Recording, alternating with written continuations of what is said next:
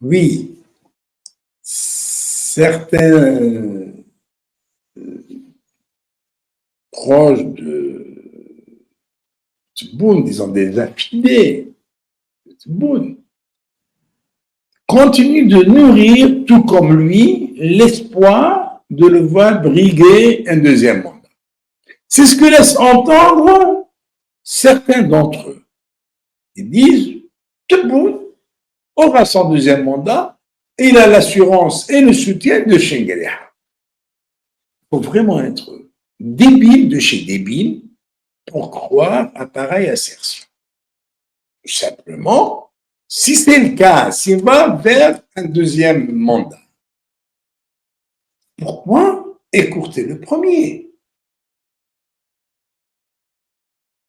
Parce que si on écoute le premier mandat et il se porte candidat, il va être désigné de nouveau, parce qu'il n'y aura pas d'élection dans ce cas. Il va être désigné de nouveau. Ça veut dire que les militaires vont essuyer un camouflet gratuit. Gratuitement, ils s'auto-administrent un camouflet. Voilà, on l'écoute, puis on le remet. Mais pourquoi tout ça?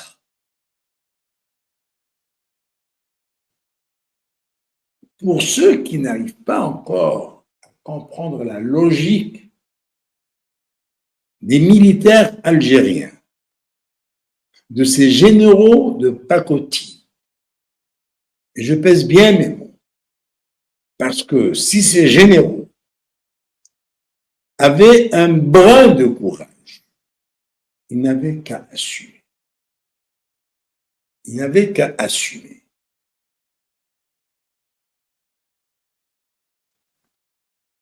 Quand on a un homme complètement à plat ventre devant le dernier des hommes de troupe de l'armée,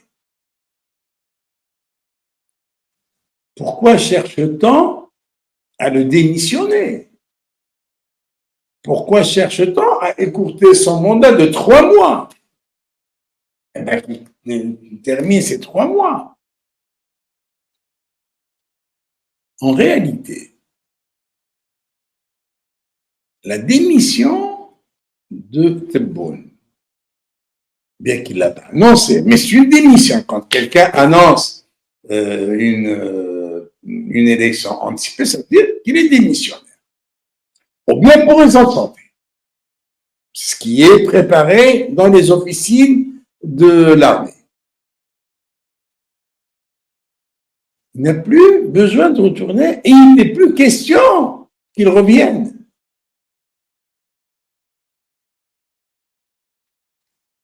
La démission de Tebboune a été minutieusement étudiée.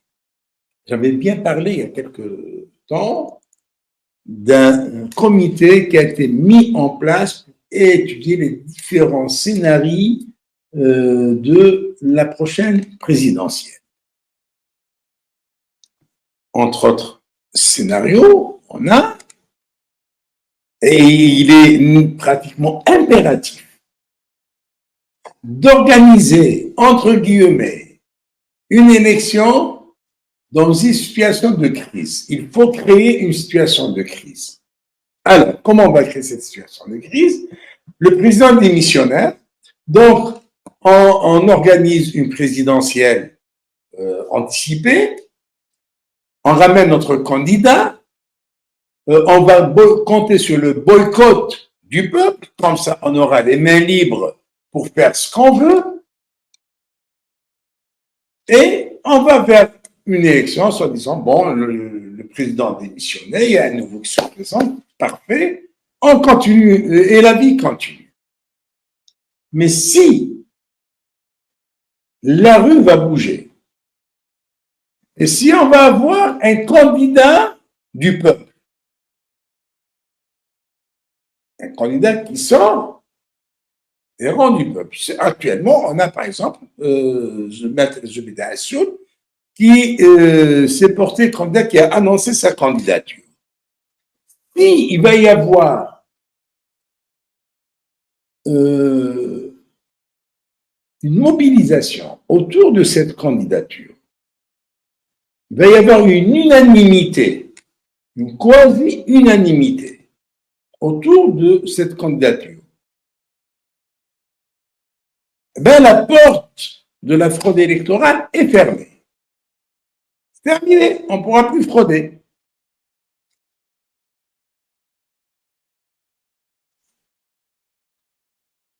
Dans ce cas, il faudrait trouver l'appareil.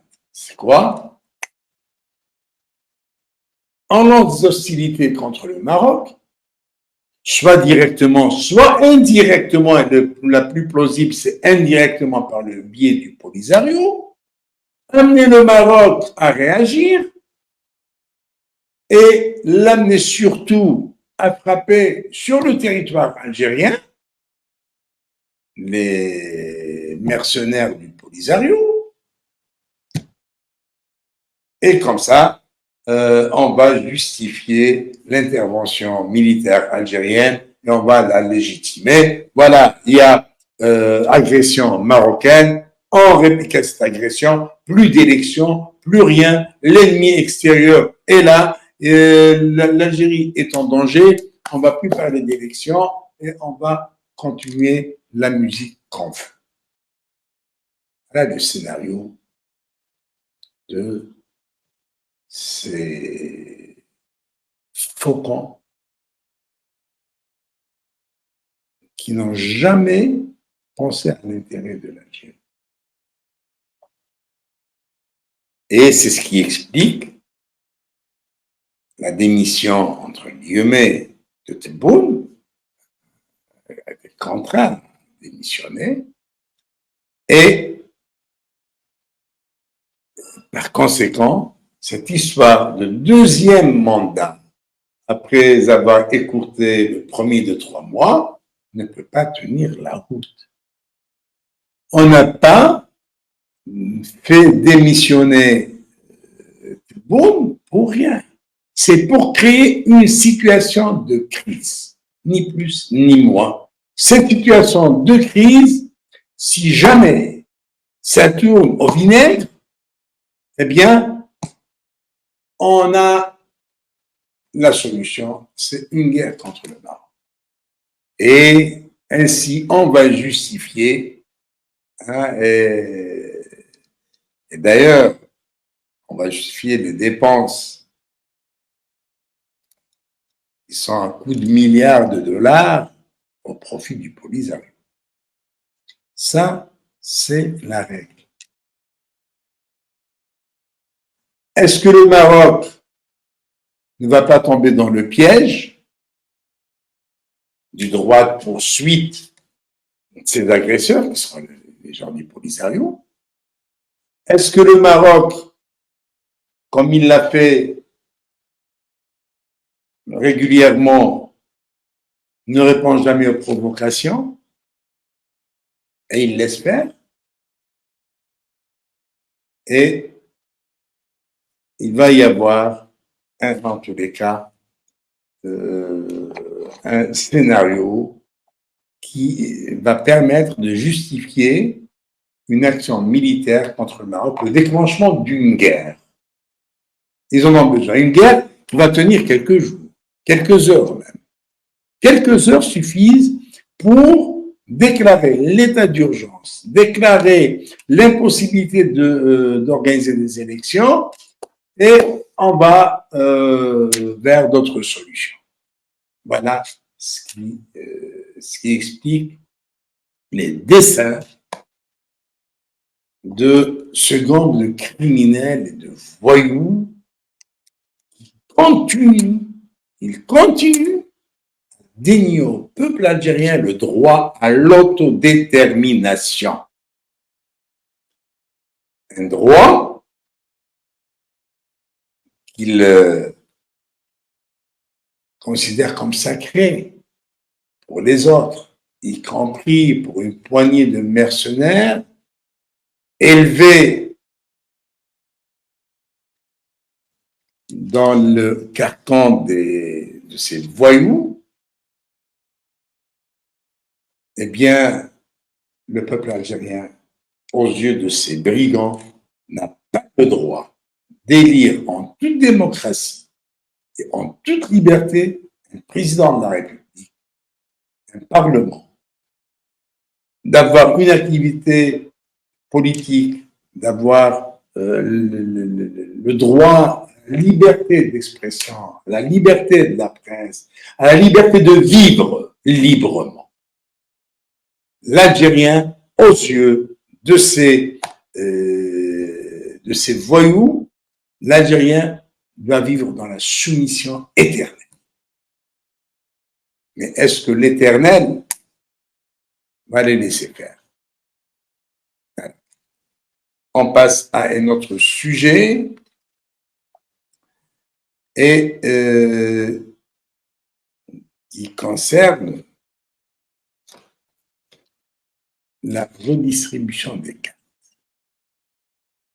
après ce coup d'État. On verra ça après le jingle.